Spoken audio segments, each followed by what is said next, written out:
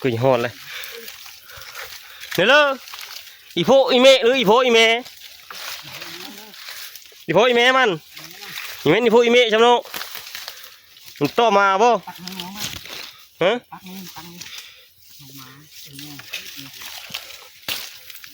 จะเริ่มผ่าน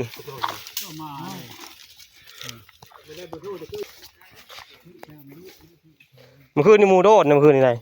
มูโดนคนละตัวทั้งเดียวเนี่ยเจอจักโชเอ้ยหมูดำหมูดำนั่นนี่ทุกคนเลยตีนจริงไม่ได้ง่ายอย่างไรคือห้อยน้อยแต่ตัวง่ายมูนี่นะหุ่นหามเลยชงไอ้น้องไปแล้วง่ายตัวน้อยพวกโชคนนี้กัน3โชละง่ายชุดเลยทุกคนเลยง่ายชุดเลยพันนี้นะ3 เท่าบ่3 เท่าละมาแล้วบัดนี้มานได้ทีแล้วมานนั่นสิปีแดงมีมานมีมาน3โชที่ไม่เห็นไปเลยมันไปกินข้าวกินกาแฟคือเก้าเลย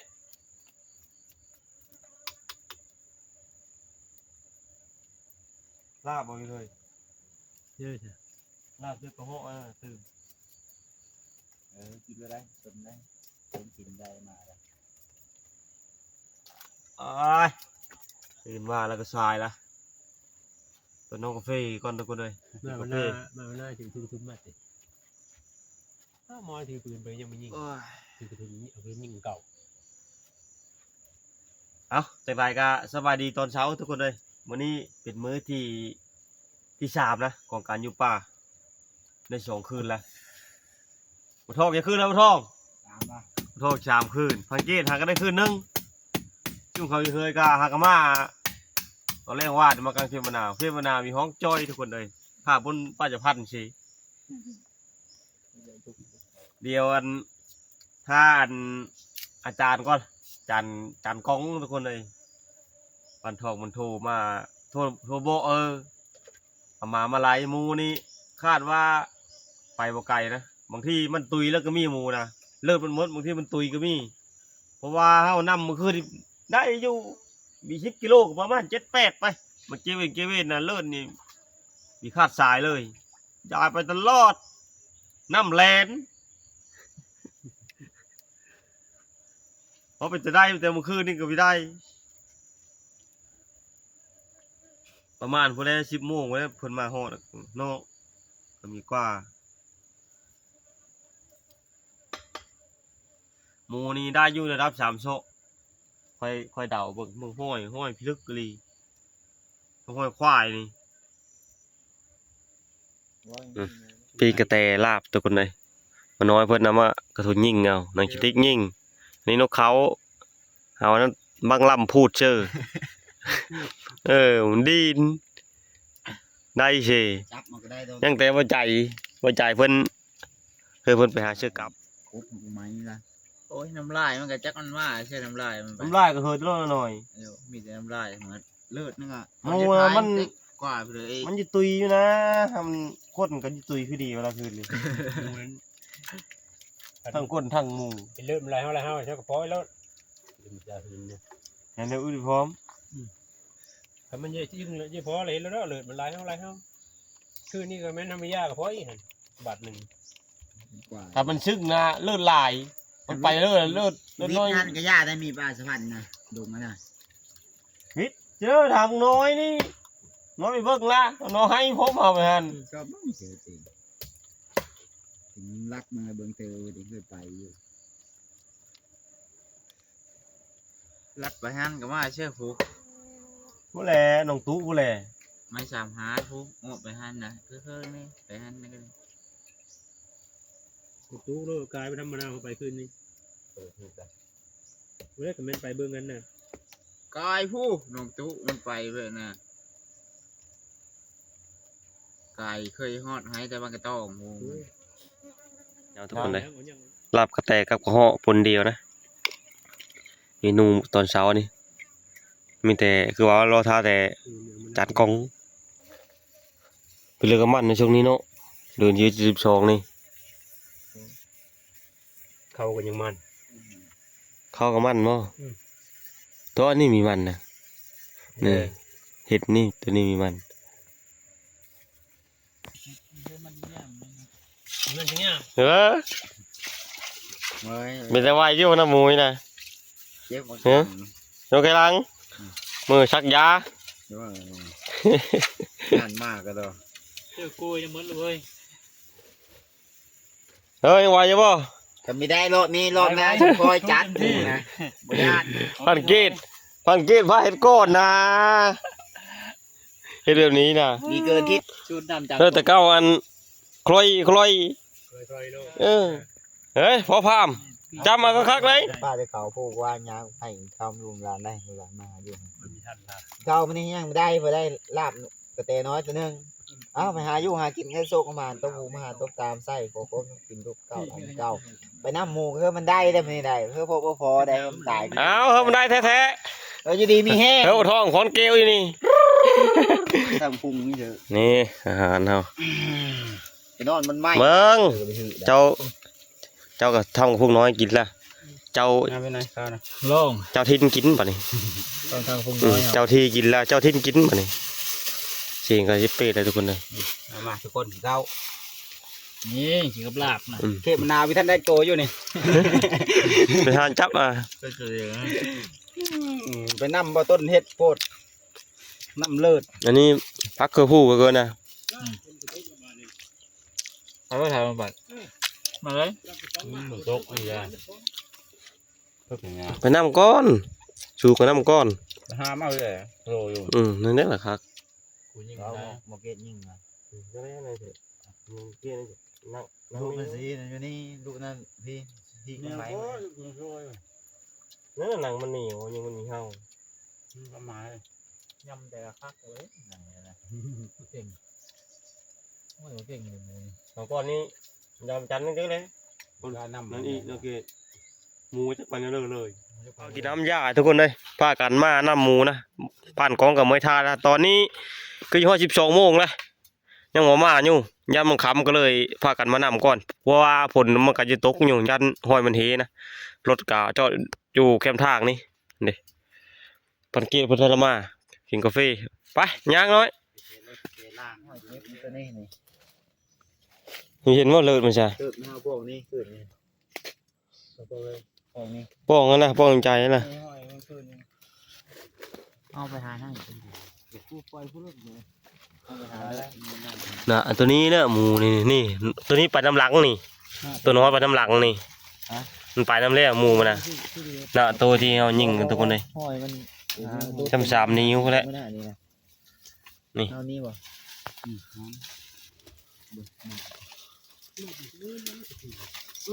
มดกินแน่นี่ มันที่เป็นตองแห้งได้ มันมีได้แห้งกันมดกินนะตกลงไปป่ะมูไปอยู่เลิศตกงั้นมูมดกินลักอยู่นี่ น้ำแกะหัวไปได้เลยหัวนี่เห็นนี่นะหัวนี่ คืนนี่ก่อน หัวนี่แม่นแหละสองเลย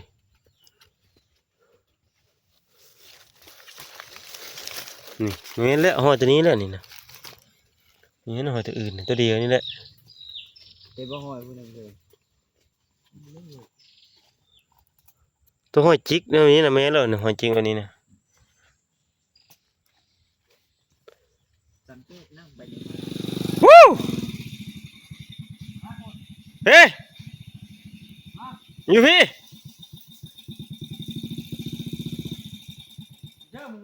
นี่ล่ะมาเพื่อนดิ ร้อนเชื่อทันที่ไปพุทธผม กายเลยมาชื่อก็มาผ่านใหญ่ก็มาผ่านดอนออกมาลัดเอาทุกคนเลยฮะโอ้ยลุยเดี๋ยวทุกคนได้บัตรนี่หมานี่พวกเกตโตนี่มีลุ้นอยู่แต่พันเกตเพิ่นว่านี่เลิศยังเห็นติดต่อตัวเนื่องเลยมันนี้นะน่าจะทันไหวอยู่กับมันอีไปมดคืนได้หมูเมื่อคืนนี่นะแต่อันตรายได้หมูข้ามคืนหมูเจ็บได้ส่วนหลายมันจะโดดเจอทุกคนแต่มันจะเล็งจะโดดหมูเจ็บแต่ห้าวนำกับโคตรระวังเบิ่งกุ้งไม้แหละโดดจะขึ้นกุ้งไม้ แต่ไม่มีปัญหามาเขาหลายโตอยู่ฮะแล้วเลิกที่ตามมาสิมีมานก็ได้มีผ่านใหญ่โอ้โหของจำคนเลยมาพอละจุ๊บ เอ้ยเอ้ย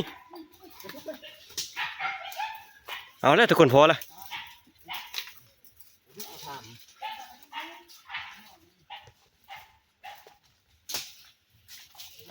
โอ้ชุดเชียงวำทุกคนเลยชูเรียกก็มาผู้แต่พันเก้กับพันดอนพ้นไหลก้นหมาเลยพันก้องหมดท่านเขารอบนี้โอ้งงงงแต่พูดว่าจิแม่ตัวอันเมื่อคืนนี้หรือบ่เท่านั้นแหละถ้างอนใจนะ ธรรมดาเห็นเลิศเลย งงงมันชูมาแล้วจะไปจะพันผู้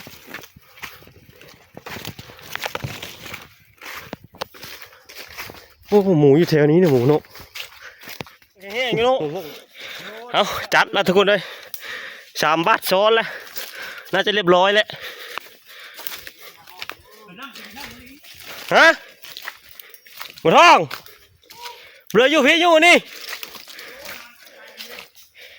โอ้โห โอ้ยเกล้ละมัน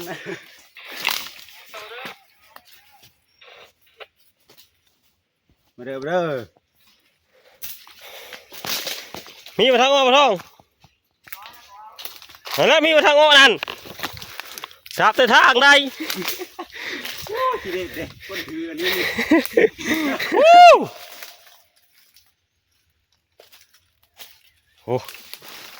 โอ้เรียบร้อยแล้วทุกคนเลย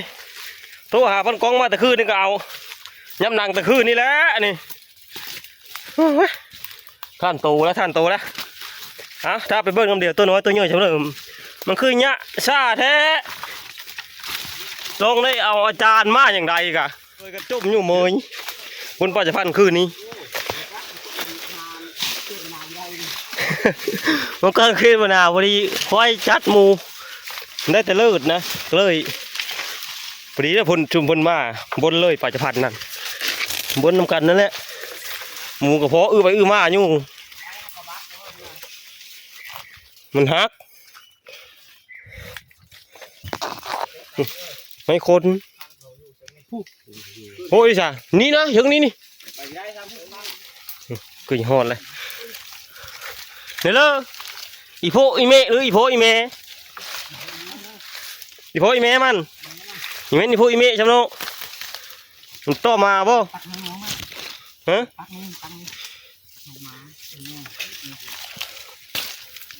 เชื่อผ่าน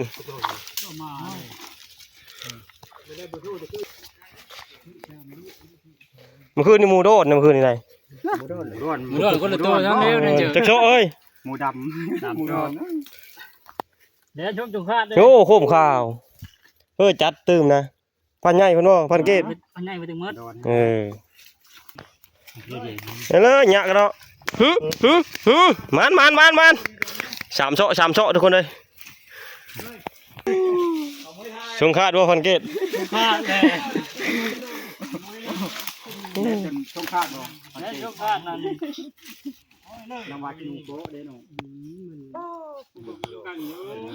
หรือลูกเขมะนาวเลย นางโตโลด ไปหาทางออกมานี่ มาตั้งเลยเป็นเดียวน้ำมันบ่อนนะเราจักเข้ามาแล้ว2 คนแล้วแหละ จี้อยู่บ่อนี่บ่จี้แถวนี้บ่จี้ใช่ แต่แถวนี้บ่จี้เป็นแคมป์คาด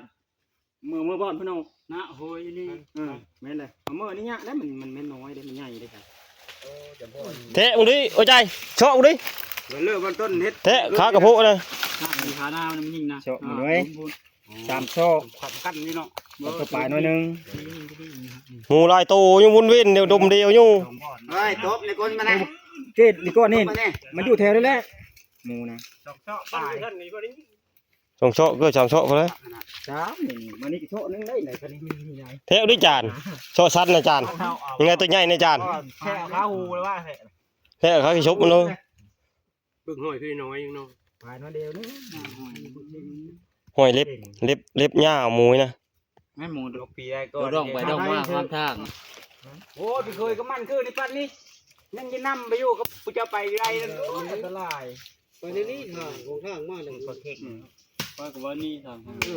มันเป็นเนี่ยได้หาเนี่ย พันใหญ่มันโตมาอยู่บ่ ได้นี่ เล่นไว้นี่เนาะ โอ้ ชุมคอยล่ะบนปัจจุบันอยู่ คือข้าเป็นบ้านก็ยันไม่ทันเลย ลูกดีแล้วนี่ คุณเคยไป มาเข้าเดียวเอาเลย ดูมันคือไหน พากันหาทางออกทุกคนเลยอาจจะพอหมานอยู่เว้นมาแต่คืนนี่พันใหญ่เพิ่นมาแต่คืนก็ได้แต่เมื่อคืนนี้เป็นแต่ได้อยู่เมื่อคืนก็ไปมาอยู่กับวันนี้ ดูเรื่องตุแลนมากนี่นะความโวยนี่ ทางนั่นไปในนี่ทางนะมาอันนี้ลงไปปุ๊บ จากที่เฮาปะเมื่อคืนนี่เฮาไปม่านอยู่100 เมตรพอเลยมานะ นี่พอขึ้นเลย ฮะ นี่ พอเช้านะ น้อยๆนั่น แดงตายพุดเป็นมากำลัง แล้วมันยังนอนแม่อัดเลิศมันเนาะคือปลามัน แม่มันเลยคือ มันที่ห้องนี่นะมันแรงแรดไว้นี่นะล้มไปเลยนะมันห้าเมื่อมีห้าเมื่อนี่มัน บ่ถ้าเบิ่งพี่เคยเบิ่งเว้นทางหามอนทางแล้วก็ไปจิตตะบอนเอา คิดว่า เอารถจักรมาเอารถ แล้วแต่ ทางโลงอยู่ รถแกมูแล้วรถต้นจัดการได้ อยู่แคมป์บอนให้สบาย ไม่เลยตัดไม้นี่ไปเลยปลาตัวหน่อยปลาเป็นยังมาได้ถึงดอกได้ของแท้มาลังพี่น้อง หมูแรงพุ่นเลยมันมา เอาหัวทื่นแล้ว แท้เด้อทองโชชันน่ะได้เอสชีโชนึกก็เฮ้ย ชีโชนี่แหละบ่ทองได้ สามดอกป่า ทองโชคืบ งานมีจุดนะเฮ้ยนี่ทางเอาเนี่ย โชบ่ทองชามโชคือมันเก็ตเด้ ตัวนอนแล้ว โชไหม ตามโชว์นะ บ่ทองเห็นแล้วเลยได้หมูเห็นแล้วเลยพอแล้วแม่ เฮ้ยสมองมันเกิด ลองเกิดด้วยหมูตัวนึง เรียบร้อยว่าอะไรนะ แต่ว่านี่มันจะได้นะครับไปหดล่ะหมูไม่ได้ชื่อตู้มาอยู่นี่เนาะโยฮาไปหดครบโอดาน สิว่าใหญ่พอสมควรอยู่ก็ยิ่งเฮาขาหน้ามันทุกคนเลยยิ่งเมื่อคืนนี้นะคือว่าเนี่ยที่แถวโชว์คือว่าหมูมันหลายตู้ยัดถือชงชามตู้เมื่อคืนนี้ได้หมูชามชี้ตู้ยืนอ้อมเดียวอยู่เว้นไปเว้นมาเว้นมา ลูกปืน5 ลูก ตัวนี้นะมันมาตำลังอันนี้นะ 3 ลูก น้ำนะ 3 ลูกนะ กระพุกกระเพรามาตลอดตอนนี้มีมานี่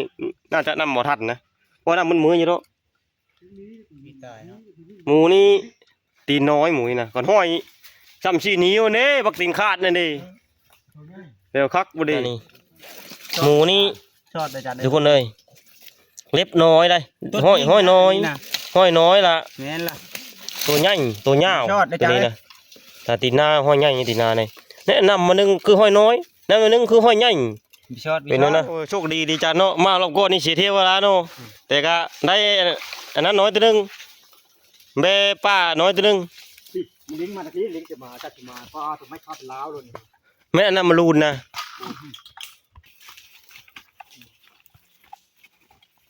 ฝุ่นหามเลยชงไอ้น้องไปแล้วโห นี่ละเจ๊ละ แม่งเจอว่าน้อยแล้วอย่าย้ำหนักนั่น มันจาตะคืนนี่หาหมูไปหาหมูแค่นี้เรา ไม่ห้ามเล่มนี้เนาะพากัน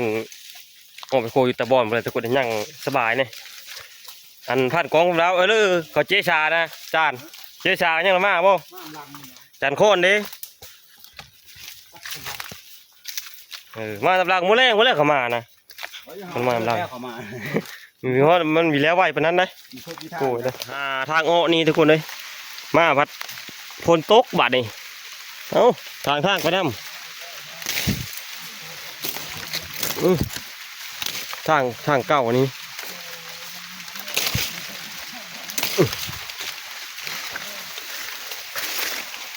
มันจะเก่ากับไปแต่หึงล่ะ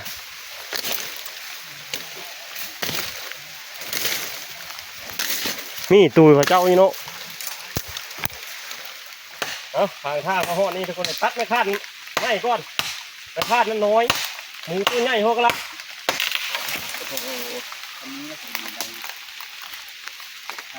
มันจำนี้มันได้อยู่ด่านไปนะไปเลยไม่หนักไหม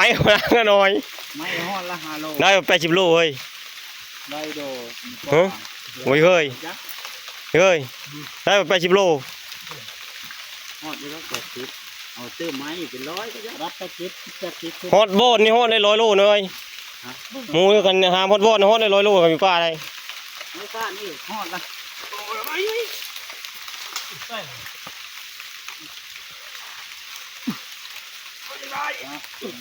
ไปทางอีกคนทุกคนเลย ผมถามเขาเลยเจอว่าน้อยเลยทั้งเยอะหามทั้งเยอะย้ำหนักส่วนเจอคักกันนะเพื่อเอาไปนี่ช่วยไปหามแค่นี้ โย ไปหามไม่รู้ป่ะนี่ โยผมเจอแล้ววันนี้ มาป้าไปใจเธอละ ไปเดือนนึงเหรอ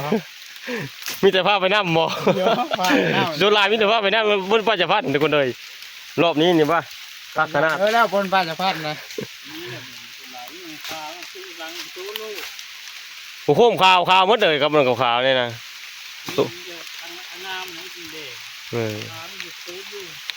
ออกมาหอดทางทุกคนฝนก็ยังมาเช่าตกอยู่เลยยังญาติอยู่บางทีคงเช่าง่ายเลยมืดตื่นเลยพอดีข้าวพายุมากกับฮอดแล้วเนาะพอดีรถท้องเพิ่นไปเอารถจักรมาทาทุกคนเลยนี่นางรีพลอยู่พุ่มไม้นี่คักแล้วมีเจอแล้วเทนาอะไร เปิดแล้วมีเจอตัวนั้นไม่เจอนะ ว่าเด้มีโตได้ไหน โอ้ยนอนตายไม่ได้นอนดิจะไม่ได้นอน เดี๋ยวก็เบิ่งก่อนออใดหรือบ่ ว่านี่นอนใจเองค่ะ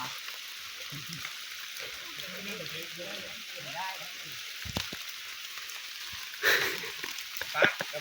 ไก่ โอ้ออกมาเลย เฮ้ยห้ามนะห้ามนะ โอ้คนแห้งคือหมูล่ะ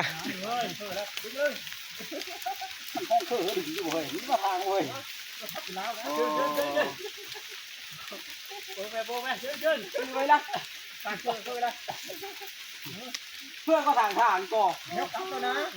เมียกัน สิแพ้ล่ะโอ้ยใหญ่คักขนาดทุกคนเอ้ยสามโซ่ปลายบะทอง ใจแล้ว คนแข็งแห้งคนนะจ้อยกับจ้อยขี้ไก่เด้ทุกคนเอ้ยจ้อยขี้หนูบ่ เรากลอยู่นะเฮ้ย แต่น่าได้อีฮะจอดปงรถจักรกันละมาอยู่ทางหน้าเนี่ยว่ะ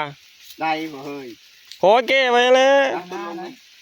คือทางลังก็ได้คือทางลังนะงานน่ะม้วนรถนี่ เออ เสียงวันแต๊บนึงตีไม่ลง โอ้โหนี่เฮ้ยขนคอมันนะ จุ้งสลางจุ้งเฮา มันก็หนาหนึงแต่ชี้ขยะเอาดิมันกัดแหวกาดอย่างโคแล้ว ตีมาเฮาตีแข่งแล้วมันเฮาเด้เอามาข้างนะเป็นเบียร์ดำทั้งท้องทุกตามได้บ่ มาแล้วรถพันทองไว้นะ เราพอเจงเกิดแล้ววันนี้นะ ย่างบ่ได้ รถได้ยังคนนะ นี่เฮ้ย ก็เลย ต้องคนสิล่ะ นี่เลิศเลย พัดปีเที่ยวปุ๊บเลย มันโอ้นะ ได้บ่ ไปขึ้นรถแก้มือนะรถทำกับจอดอยู่พุ่นละห้อยางไปเนี่ยประมาณอยู่2 ลักน่าจะหอด3 ลักพุ่นละทุกคน2-3 ลักนำมาไก่เติบได้มาไหลยัดหมอหมูแรงความทางนี่มันท้องว่าต้มง่ายยิ่งย่ำดินเสียงมาไหลหมูนี่ไปยักหมูลายโตนี่นะพากันย่างนะทุกคนเลยไก่ในเนาะมื้อนี้มีชีนเนี่ยเมื่อยก็เมื่อยคุ้มได้เอามาฮอดที่พักบาดเดนทุกคนเลยหมูกันช่างเราลดลงแต่ลดอยู่เนาะแก้พื้นมานี่วันนี้มีพื้นในแถวนี้ได้หมูดุพวกละแถวนี้นะว่าแต่ปีเลยอึดอยู่นี่พื้นอยู่นี่นะวันนี้มีพื้นจังไปแล้วเลย เยอะมาไม่ทางให้ เฮ้อทางว่ะ มาแล้วก็ทางลม เชื่อเกินแกต้น น้ำน้อยเลย อยู่อันผมทำได้ทาง มันเฮ็ดแต่มาทางที่มีท่านวันนี้มาต้น ตัวข้า เจ็บเลยหมามันเล้งหัวเดหมาอยู่คือเนาะเอาหมูซัดกระโดดเร็วบ้างโอ้ยความสัตว์เด็กมาข้าชนะมันข้าขอไม้ที่มันพบมันท่านยังเข้าก่อนนี่เลยแมว ตัวใหญ่ตัวน้อยพวกโชคคนนี้กัน3 โชคละใหญ่ชุดเลยทุกคนเลย ง่ายสุด ห เลย มูพันนี้นะ ตัวนี้3 เท่าบ่3 เท่าละ ที่มาแล้วบัดนี้ มานได้ทีแล้วมานนั่นเดียวปีแดงมีมานมาน 3 โชค3 โชคพอดีนี่นะพอมาคลิปละ เบอร์ ย่อยนะนี่ก็ฮอดจัก100 โลอยู่ฮอด บ้านเชื่อคือที่มาพวกมึงว่าพวกบ้านเก้าชิปเลย100 ยี่ห้อ50 บาทก็10อะไรนะ เคยยิงกับฉัน เยอะได้กินแล้วมาเขาเป็น นี่เขาสิเด้พักในน้องของมันนะเก้กูยิงนะ มาเก็บพวกนี้นั่นได้ว่านะ แล้วโตขึ้นเรื่อยๆเรื่อยๆมอง นั่นนั่นนะ เห็นมันหรอก ข้าวมี ว่า นี่ นั่น นะ เห็นเลยเป็นคนนี้เลยเป็นงานเป็นได้ว่าเป็นงานเป็นงานจะได้สุดรีบไปไว้ที่เรื่องคุณกันเจ้าก็ไม่เลยปวดที่พวกมันจะตาย ย่อไว้อยู่ข้างมันอยู่นี่เลยย่อไว้ไม้ไว้แล้ว นี่เลยนะนี่เนี่ยเลื่อนลายนะ มันยุ่งเท่นี่นะน้ำมาที่เดย์เป็นแล้วนี้เอามาที่เดย์นั่น เด้อนะโอ้ยน้อยน้อย มาอันนี้มันจะเป็นมือถือ อันนี้เนี่ยเลื่อนลายนะ มันก็ตกหน่อยเคยเนาะ เอาเรื่องอะไร ในน้ำหมูว่าทุกลาได้แห่งทุกกว่าเก้าอีแข่งผลเลยข้าวพายุมาโชคดีจานเนาะมาช่วงนี้เนาะมาชุดก้อนนี้มวยลาโลทั้งลุ่มทั้งไปเลย โชคดีพ้นได้ได้พ้นมาในก้อนจะพ้นตกมาในพ้นตกอีกก็ใช่ได้เนี่ย ได้ดอกจะเก็บเลย แล้วมันพ้นตกห้ามมันล่ะ ห้ามกระทัดยู่มาจะมีละเดี๋ยวไฟลุกคนยังจีทุกคนเลย อย่าจะเปลี่ยนลมมันเอาคือ เอาจีกลางชายพลเลยทุกคนเลยโอ้ฝันตัวโทษคักนะเนาะ เก็บมาพลัง มาโบ้งมาคูดฝนก็ตกลิ้นพออยู่นะเอาไม่ปิ้งชิ้นหรือปั๊บมาชิปปี้คนนะพดกระหาแล้วมาดิตึกตะพึกแล้วฝนก็เช้าแล้วเนาะโตตั้งแต่เอาหมูอ้อคน ได้เข็มดำคิดเลยอันนี้นะอันนี้ได้จ้ะ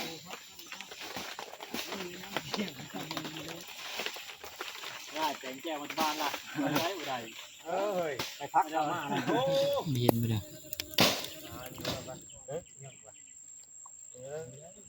ได้ไม่อ่อนแล้ว